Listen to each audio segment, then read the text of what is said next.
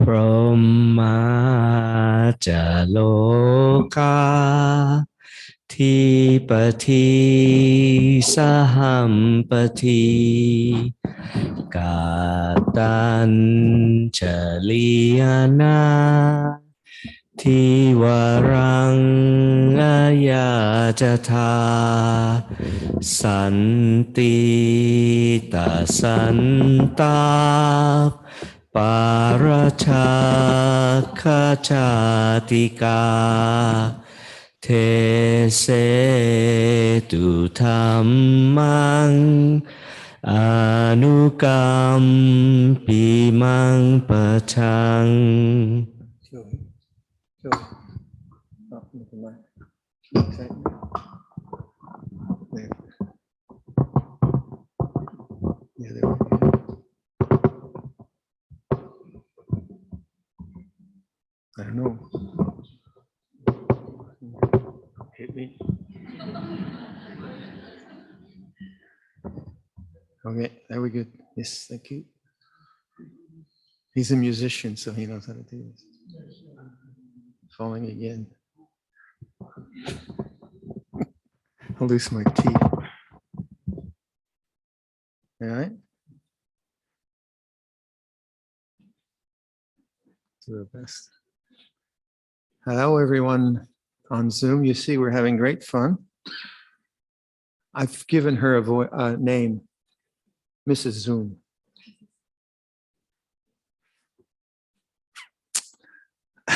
It's been a long day. Yes, what do we do now? Namo tassa, yes? Namo tassa bhagavato arahato samma sambuddhassa. Namo tassa bhagavato arahato samma sambuddhassa. Namo tassa bhagavato arahato. Come back. Samma sambuddhassa. This could be a long evening.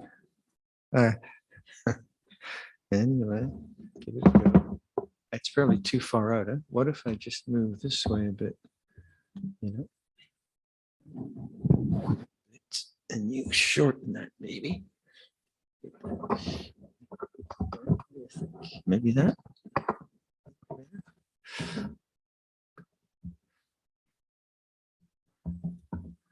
No. How many people does it take to fix it? It's one of those California jokes. How many meditators does it take to fix a microphone?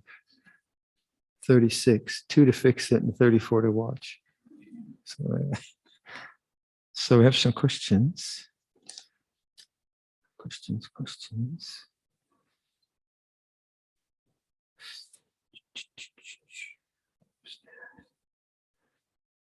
So one question.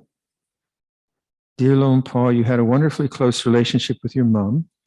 How did you practice non-attachment to her when she was alive? Well, it's a timely question because if mom were alive, she'd be 106 years old tomorrow. So there you go. She was born in Tsarist Russia, she was born in Tallinn, actually, which is now Estonia. Her brother had her uncle had a big kind of industrial farm there. So she was actually born in Tsarist Russia. And my grandfather was in the Tsarist cavalry. Amazing, isn't it? And then his father was one of the first indigenous Latvians to get tertiary education because Latvia was run by the Baltic Germans, and the Baltic Germans had a history of about 400 years in Latvia. So even though Tsarist Russia dominant was the power that sort of owned the Baltics, the Baltic Germans who had come in, it's a long history, 400 years before, were the kind of administrators and aristocrats, and the indigenous Latvians were just the farming serfs. So they only got their Well, I said my grandfather's father, yes, he was one of the first to get tertiary education, which is like university education. And he became a Lutheran minister in the Lutheran church. And then his son, I get this right, then his son, my grandfather's brother, was a bishop in the Lutheran church in Latvia. And then I walked with Nick Scott. We did a trip from Warsaw to St. Petersburg, taking local transport and doing some backpacking. So we backpacked through Latvia, Estonia, and Lithuania for about 3 weeks. And at that time, I went to Liepaja, I think.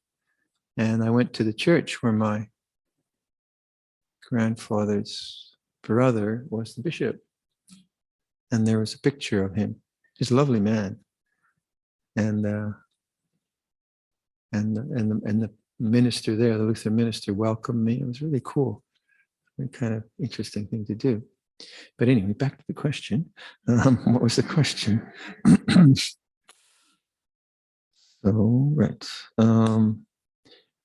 Well, I was thinking about that. What would non-attachment look like? And what came to me was that non-attachment should look like the Brahma Viharas.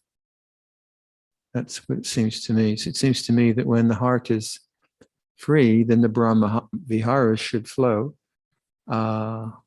according to circumstance. So as I always say, to me, the Brahma Viharas are one package.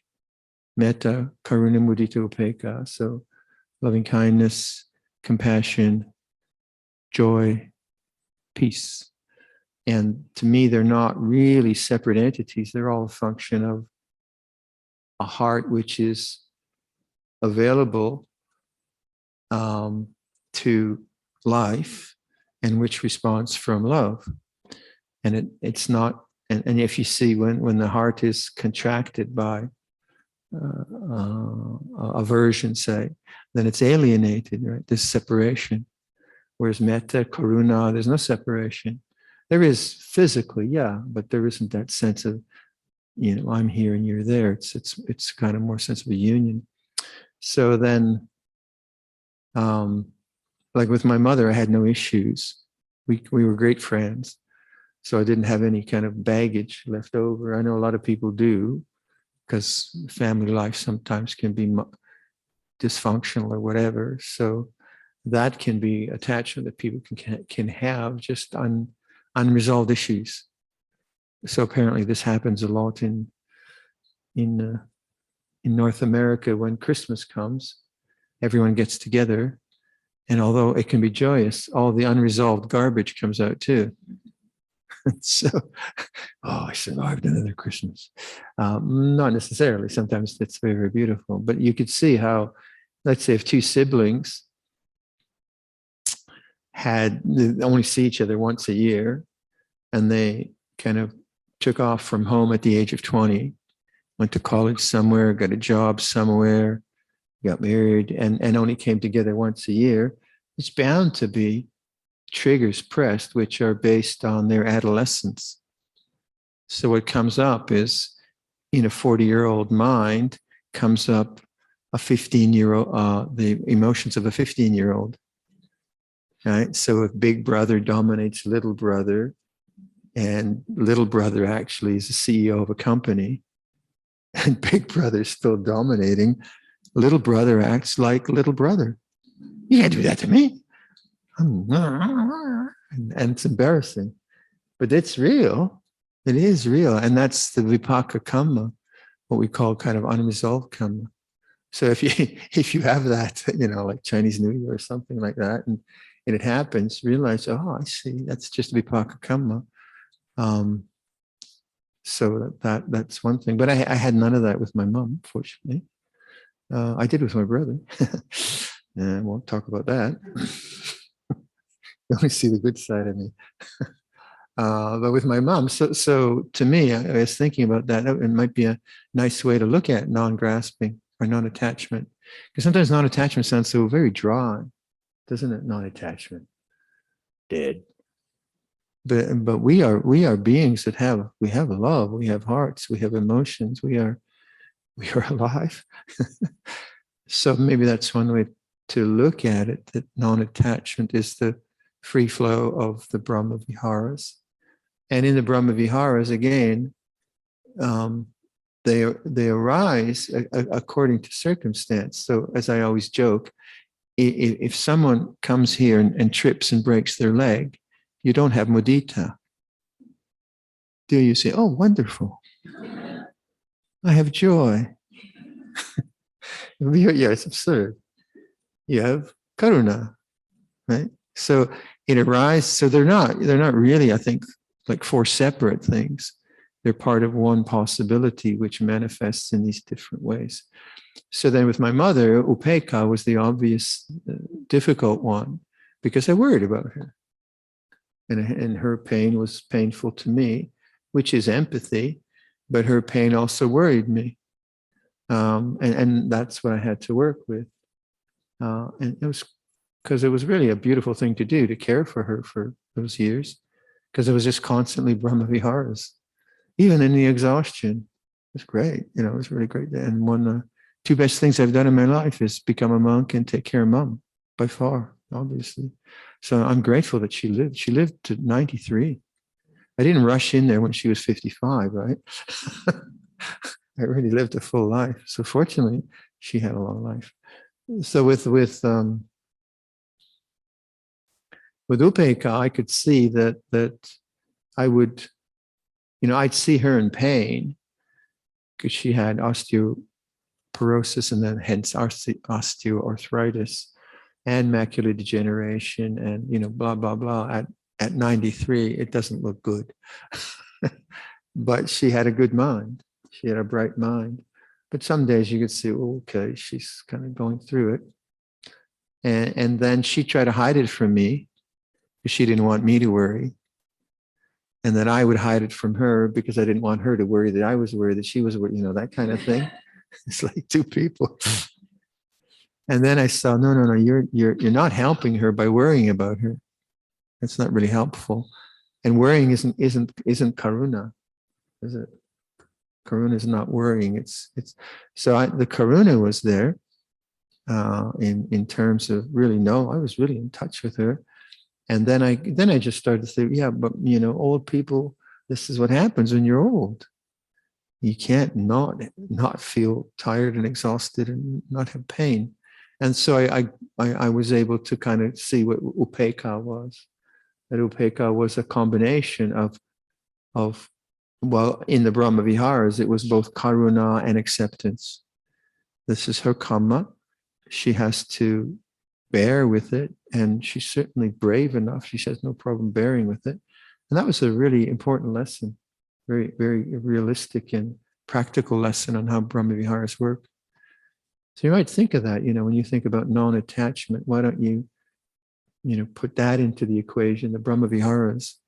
Because again, non-attachment sounds terribly dry, doesn't it? Kind of like, what does it mean? We're still feeling beings.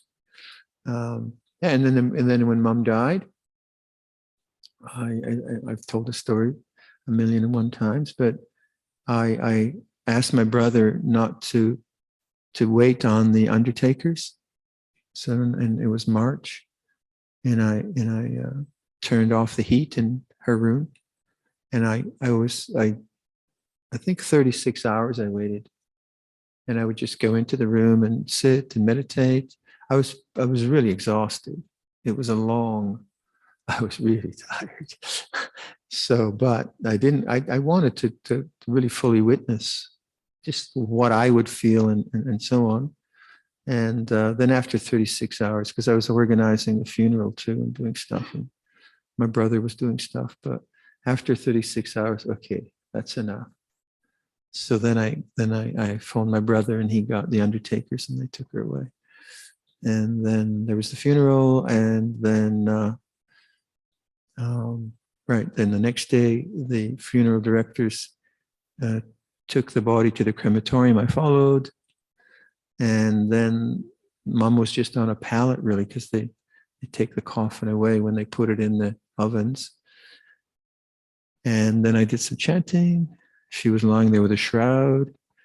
And then I walked her to the ovens and I pushed it in. I pressed the red button and whoosh, it just took off. It's gas, and then watched it for a while.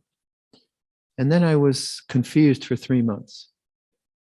My mind was just a total, you wouldn't want to talk to me then.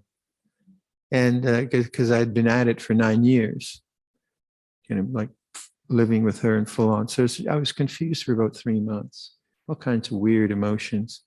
But I kind of knew that it's not going to be normal. If you take, if you're so intensely involved in something, all of a sudden it ends, you're going to have some kind of effect. So I kind of knew, but I didn't know what. And of course, it confused, because as soon as Mom died, my brother said, "Okay, I'll take care of the rest. You go back to the monastery." I was gone as quick as I could. And then I had a kuti and I didn't have much responsibility. I think I confused the other monks because I'm usually pretty jolly, but I was not jolly. I was in some kind of inverted, but I didn't have a problem with that. It was just natural kind of result, nervous system. And then after 3 months, then it kind of just lifted. I had a couple of dreams, which were very, very powerful. And then it just lifted. And then it was good. So yeah, it was, but in thinking about that this morning, I thought that's a good way to look at non-attachment. Much more positive for me, the flow of the Brahma Viharas. So tomorrow, Mom's 106th birthday. Bring the cakes on. This was, I thought, significant. Since the world we live in is time-based, how can we ever understand Akalika Dhamma, that which is beyond time? And this came up in the interviews. And by and by, I really enjoyed talking with all of you and listening, I hope, because I do learn a lot from people's answers and questions, because we're all different. And quite often I don't know what I'm talking about. It's just, someone asks me a question and I don't know. And I just sort of intuitively see, I'm just going to intuitively try things. And then if it starts to connect, then I get some kind of dialogue going. So it's an interesting process. But in the interviews, what came up several times is to remember that there are two streams of the teaching, and one is about time, and the other is Akalika Dhamma. And the part that's about time is about, say, for a monk, Vinaya, and it's about self and it's about time. So this body and these robes and my rules are in time. I am a bhikkhu. That's when I use the word I am a bhikkhu. I was born in 1947 and I live in Canada and I've got a lovely kuti here and I don't have good teeth. And so on and so forth. They're the sense of I and the teeth that I inherited from this body are old. And my body's old, and my knees are old, and and I like canoeing, and I like woodwork, and that's all based in time, right? And that's true. That is true. And the teachings of anatta have to be in line with that. There is a time-bound experience, for sure. I mean, it's a bit silly. And that's where the teaching speaks about sila and dana and social responsibility and relationship to mother and father and the aging of the body. So in those teachings, you have I am the owner of my karma, heir to my karma, born of my karma. Whatever karma I shall do, for good or for ill, of that I will be the heir. I am of the nature to age. I am of the nature to sicken. I am of the nature to die. I have not gone beyond dying. So we have all that there. And if you've pondered that, you think, well, that's a contradiction, or at least a paradox. What do you mean? Anatta, and I am of the nature to die. Come on, which one is it? But it is both. It's both, because there is individuality and there's the individual experience that we're all having right now. And it's different. It's individual. So say like this evening, I feel tired, right? And that's a pretty natural result of talking and, relating for 2 days. And then and that's time bound, that's conditioned by time and by just the way it is. But also there's the knowing of tiredness. And the knowing of tiredness doesn't have a quality. Knowing doesn't decay, does it? Knowing doesn't have bad teeth. That's good. Yeah. It's just knowing. It's just puru. It's just consciousness. It's just awareness. And that has no quality. It knows qualities. So the knowing tomorrow will know a body which is more refreshed, in mind states which are more refreshed, and they are in time, and they are individuality. And that's what I experience. You experience and yet the knowing will not be different tomorrow morning, right? And then tomorrow afternoon, and so on and so forth. And that's Akalika Dhamma, that very, very knowing. And it's so ordinary, we miss it. We try to say, well, where is it? Well, where is it not? You could ask yourself that. When is consciousness not? Or when is presence not? It's always there. And the presentation that I try to do with the Dharma is just to say that kind of to place more emphasis on awareness rather than the objects of awareness. And sometimes I know I give these fancy questions, and then sometimes I can be confusing. So if you go back to Luang Por Sumedho's simple statements like this, and it's not about the this, it's about the silence of knowing. So yeah, I can, like I was just contemplating that just feeling like tired. It's just tired. It's very natural. But so is the puru, so is the knowing. And if you don't have the refuge in knowing or presence, or it's like this, then of course tiredness creates the causes for thought. And if you're not skillful, then it can create the causes for complaining, or feeling sorry for yourself, or all the rest of it. But actually, it's just tiredness. It's neither good nor bad. Well, obviously, if I had COVID and I couldn't breathe, I might, but I'd still try to do the same thing, wouldn't I? Still try to abide as the knowing, as the witness. Like in Thailand, like I remember we'd get, like we had a time where scrub typhus was endemic. I think about 10% of the monastery had it. I had it, and several of the monks that I knew, and that was very exhausting. And I was in hospital. I lost a lot of weight, and so on. And just the awareness of sickness. It was interesting what my mind presented when I was sick. I wanted my mother to give me grapes. It was a 4-year-old kid with sickness as condition. There was this little child. Oh, Mom, give me some grapes, please. But I could know that. I could see that. That's just the sanya. That's just the perception that comes. But the knowing wasn't. Is the knowing sick? Does the knowing ever have a toothache? Does the knowing ever feel tired? No, it just is. That's why it's so ineffable, because it has no quality. It doesn't decay. It isn't born, doesn't die.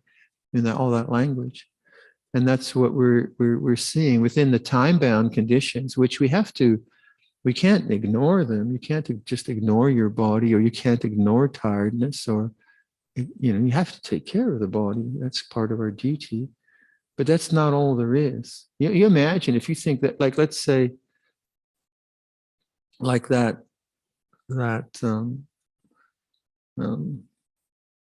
model that had the kind of a disastrous facelift. I forget. I don't know. I just saw it in BBC, but something. So this poor thing, she's always been glamorous and glamorous and glamorous, and now she looks like a turtle, or something like that. And her whole identity is the body. I mean, what a disaster to identify with the body. And now, she has to hide away. She can't go outside. Self-conscious, fearful, lawsuits. What a trap to identify with the body. Or your intellect. Like, a lot of us think about, what happens with Alzheimer's? And I wonder, I don't know. I don't know how that works. But I know, like, just the loss of memory, that's pretty easy to deal with, right? What's your name? I don't know. Forget. So that's pretty easy because it's not dysfunctional. Perception isn't kind of warped. But what happens when perception gets warped? I don't know. I really don't. We ask ourselves a lot, like, what happens with awareness there? But we'll see. If it happens, it happens. But the more you can see that it's not just your emotions and your body and your memories. It is this awareness that's always there. And that's what we're trying to point to. That's the liberation of the heart. So in terms of time-bound conditions, you have to do that well. You have to do right livelihood, right? Otherwise, you're going to have disaster. You have to take care of the body. So as a bhikkhu, we have the Vinaya, which is a fabulous right livelihood. It really is. But we have to do it well. You have to do it well. And then that becomes the way you live your life, the way you live your life. And if you live your life well, then there's more opportunity for contemplating the knowing and being the knowing. If you don't live your life well, the conditions of samsara just overwhelm you. And if you don't have the good fortune of a peaceful environment, and then of course you're in war or you're starving, go on, it's hard. That's why we need to stop wars and feed people or whatever. So we're fortunate. We're very, very fortunate in that way. Let's see what else we have.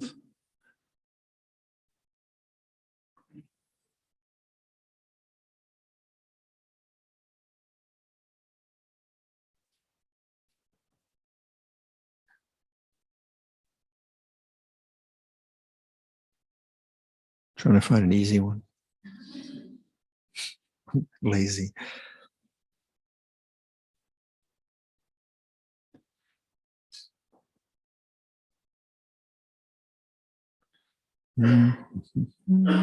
Where's the good one? Well, okay, the usual. Dear Luang Por, I find it relatively easy to rest in awareness and to access the sound of silence in meditation and pockets of space throughout the day. However, I find it hard to bring this peace into the daily interactions of situations that require decisions, where emotions arise through interactions with others. How do I bridge this gap? Well, welcome to all of us. So we're all faced with that dilemma. And I think if you put a more positive spin on it and say that the complexity of life when it triggers kilesa and defilements does have a kind of opportunity in it. And the opportunity, you might say, is purification. When, say, for example, my continual example of giving public talks. Now, that interaction produced fear. So I could say to myself, well, if I just stayed in my kuti and did walking meditation and sitting and walking and sitting, I wonder if I would have worked out that fear. I wonder if I would have just been actually afraid to go out. I might have ended up some kind of weird hermit. Maybe not. But as it turned out, Opa Samero pushed me. And then that interaction was confusing. It produced emotional material.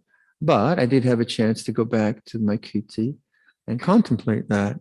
But the result was that the social situation pressed the buttons of fear.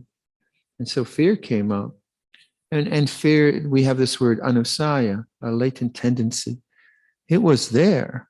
It had the potential to come up. I wasn't free. Just because I'm in my kuti, I'm not feeling fear. That doesn't mean I'm afraid. I was more, so anyway, so the thing gets triggered off. And then is that, again, as I was saying, is that a bad thing? It is a bad thing if I can't be aware of it. It is a bad thing if it gets worse and I get overwhelmed by it and I get burnt out by it. So that's one of the criteria for looking at lifestyle, livelihood is do these interactions that kind of disturb your peace of your mind, are they overwhelming? Do they get worse? Or in your awareness of them, do you develop more barami of patience, a stronger awareness, more wisdom, more insight? Then actually they are strengthening, because we do need adversity. If we don't have some friction, if we don't have some adversity, I don't think we get any strength. So these things can. Having said that, they can also be overwhelming. You can also have so much adversity that you have a nervous breakdown or you burn out. So it's not like all or nothing.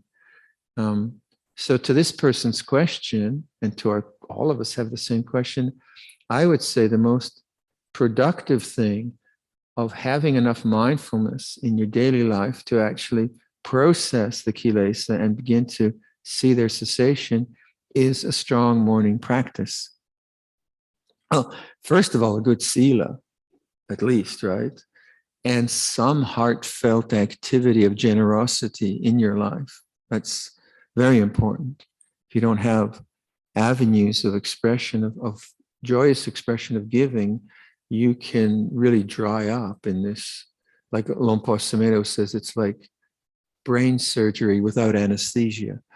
It was always looking in your mind. So some kind of outward expression and relating with love and philanthropy and giving, combined with sila, I think is very, very important.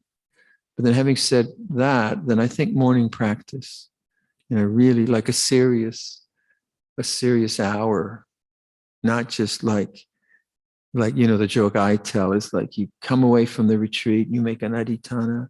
Every morning I'm going to do 2 hours. In the evening I'm going to do 1 hour. I'm just going to really go for it.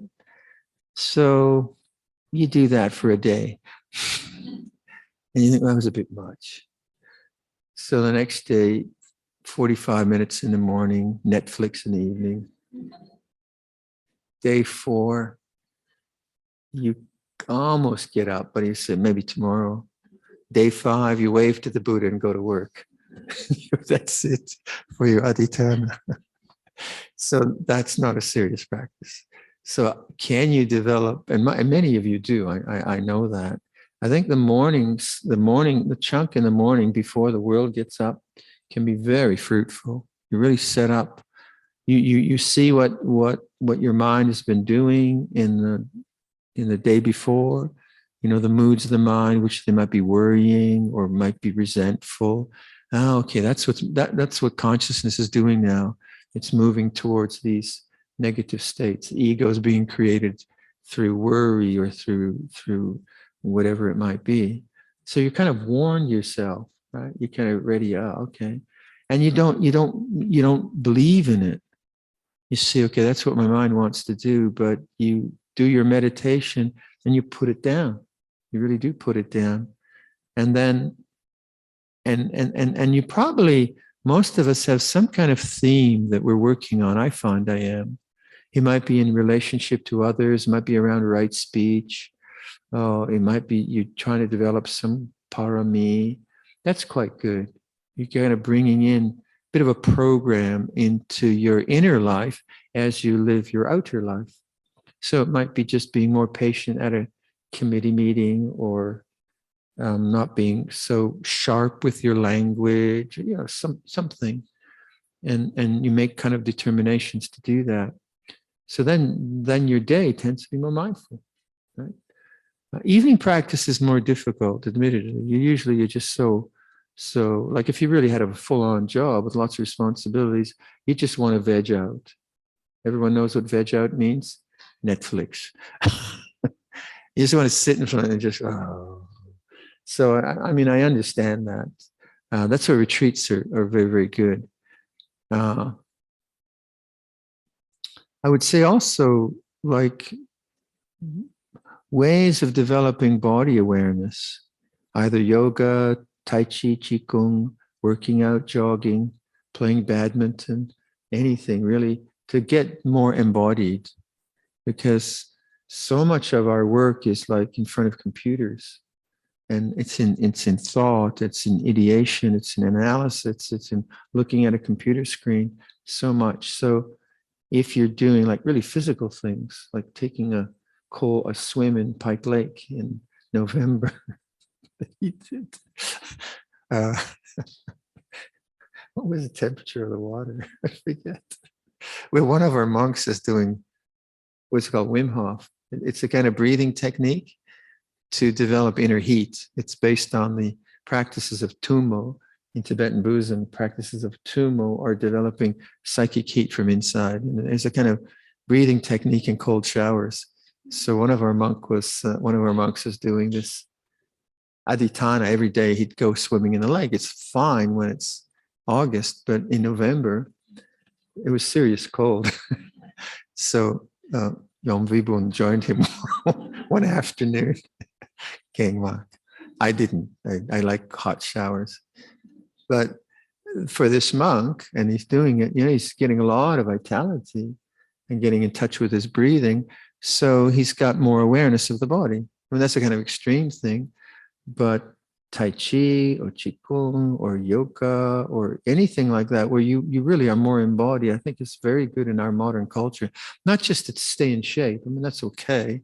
There's more than that. It's that you spend some time with your body rather than just with your head. Hi, body, how are you doing? And if you can, I would say also, like, I notice some people have pain and do yoga postures, like open up the thighs, and really develop some good postures that way. And then you have to think about right livelihood, the job you have, right? The family you have. There's not much you can do about that.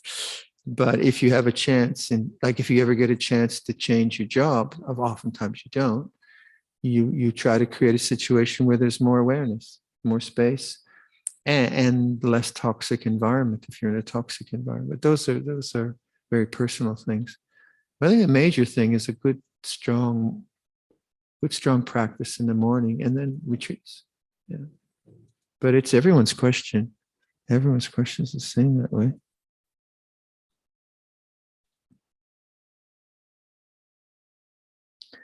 On using the body as object during guided meditation, when it comes to the part of feel inside the ear canal, I could only imagine a picture of ear canals. Is it that how it's done through imagination? I somehow feel it is not.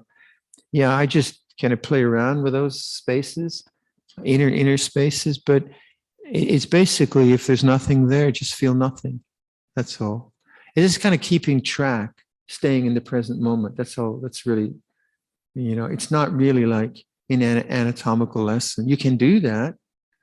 You can, like I know doctors that will actually, because they have a strong visualization of bodily parts, they'll actually visualize, and they'll hold their attention on the liver or the pancreas or things like that. And they just dwell with attention on that. That would calm the mind. But actually, with the body meditation, what I'm just trying to encourage is this idea of let something come into consciousness. That's my major idea. And because I think that's very healing. So if I say, you know, the architecture of your outer ears and so on, just let whatever is there to come into consciousness. So if it's nothing, it's nothing. And then around places of like strain, like someone was talking about tension in the jaw, right? So you just go to that and let it come into consciousness. Or like if I've been, say, if I go for a hike in the monastery and I've been walking for an hour or something like that, then I'll go back and do yoga nidra if I have the time or the situation allows. And then because I'm older and I'm kind of out of shape, not totally out of shape, but not in great shape, my muscles are maybe used to it. And then I just lie there and I just let it's not really pain, you know, the tightness sort of just come out of my body. Very good for the body. So that's a very healthy kind of thing to do. And then if you are in touch with the body in that way, you know, we carry a lot of tension in the body. You have an argument with someone you love, and you're gonna be carrying it in your body. Have an argument with someone you hate, you're gonna carry it even more in your body. Worry, or if you fall down and you have an accident somewhere in your body, it's going to be holding tension. And to have that practice of let the body be feeling, let it be sensation, and let that come out, is very good practice. And that's really what I'm hoping we do with that. But it also centers you in the present moment. Okay, I think I won't answer all these questions. I shall cheat today, and I think I'll cash in my chips. So, sir, you can end the session. หันธรรมยังธรรมาคทายาสาธุกรังทถามาเสสาธุสาธุสาธุอนุโมทามิ And the verses of sharing an aspiration.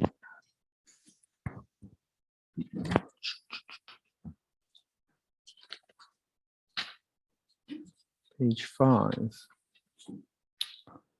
Through the goodness that arises from my practice, may my spiritual teachers and guides of great virtue, my mother, my father, and my relatives, the sun and the moon, and all virtuous leaders of the world, may the highest gods and evil forces, celestial beings, guardian spirits of the earth, and the Lord of death, may those who are friendly, indifferent, or hostile, may all beings receive the blessings of my life.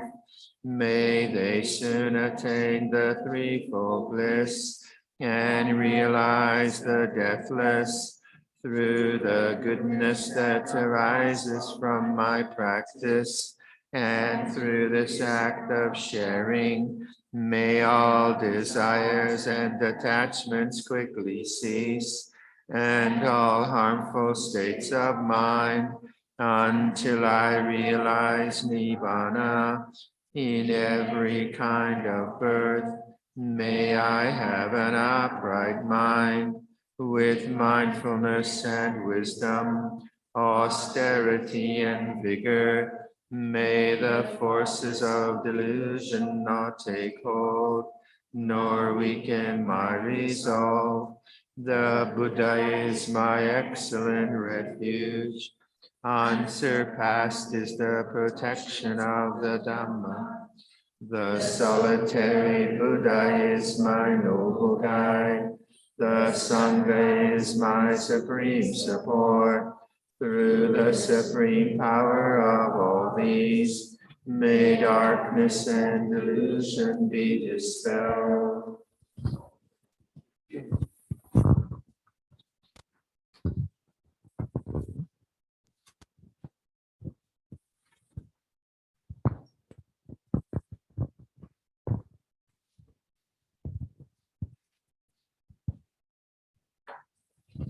อะระหังสัมมาสัมพุทโธภะคะวาพุทธังภะคะวันตังอภิวาเทมิ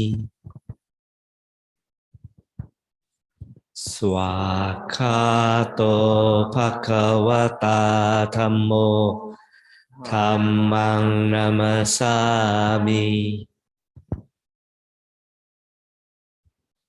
สุปฏิปันโนภะคะวะโตสาวกสังโฆสังฆังนามามิ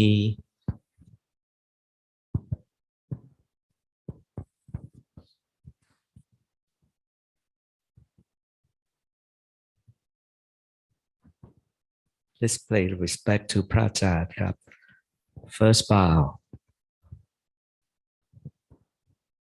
Second bow Third bow